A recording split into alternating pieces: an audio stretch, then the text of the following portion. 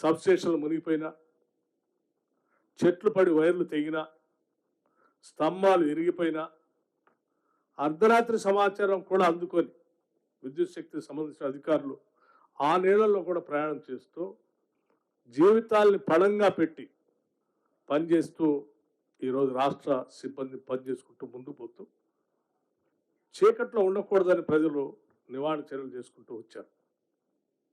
జిల్లా యంత్రాంగానికి సంబంధించి ఇటు కలెక్టర్ కానీ కమిషనర్ కానీ ఎప్పటికప్పుడు ఆ మండల స్థాయిలో ఉన్నటువంటి అధికారులను అప్రమత్తం చేస్తూ వారికి కావాల్సినటువంటి ఎక్కడైతే వరద వచ్చిందో అక్కడ వాళ్ళందరినీ ఖాళీ చేయించి సెంటర్స్ ఏర్పాటు చేసి భోజనాలు ఏర్పాటు చేసి కావాల్సిన చర్యలన్నీ తీసుకుంటూ నివారణ చర్యలు చేసుకుంటూ వెళ్ళారు. నిజంగా రాష్ట్ర ప్రభుత్వం తరఫున యావత్ రాష్ట్ర ప్రభుత్వ యంత్రాంగం మొత్తాన్ని కూడా హృదయపూర్వకంగా అభినందిస్తూ ఉన్నాం. ఇటువంటి విపత్కర పరిస్థితుల్లో మీరు ముందుండి చాలా జాగ్రత్త చర్యలు తీసుకున్నారు కాబట్టి. అట్లాగే మంత్రులుగా నేను అనుకుంటా బహుశా గత 10 ఏళ్ళుగా ఎప్పుడు చూడలే క్షేత్రస్థాయిలో మంత్రులు ఈ రకంగా వెళ్ళి అక్కడే నిలబడి అక్కడే కూర్చొని పనిచేయించినటువంటి సంఘటనలు.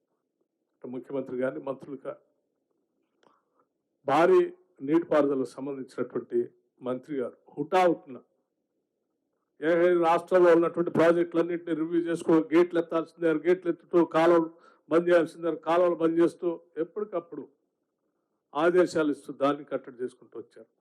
రెవెన్యూ శాఖ మంత్రి గారు నిన్న రాష్ట్ర వ్యాప్తంగా ఉన్నటువంటి అధికారులు అందరితో చీఫ్ సెక్రటరీ గారిని కూడా కూర్చోబెట్టుకొని రిలీఫ్ మెజర్స్ గురించి రివ్యూ చేసుకుంటూ వచ్చారు. వ్యవసాయ శాఖ మంత్రి గారు నేరుగా అక్కడ కూర్చొని ఆ నీటి ఒడ్డును కూర్చొని ఒడ్డును కూర్చొని తీసుకున్నటువంటి చర్యలు.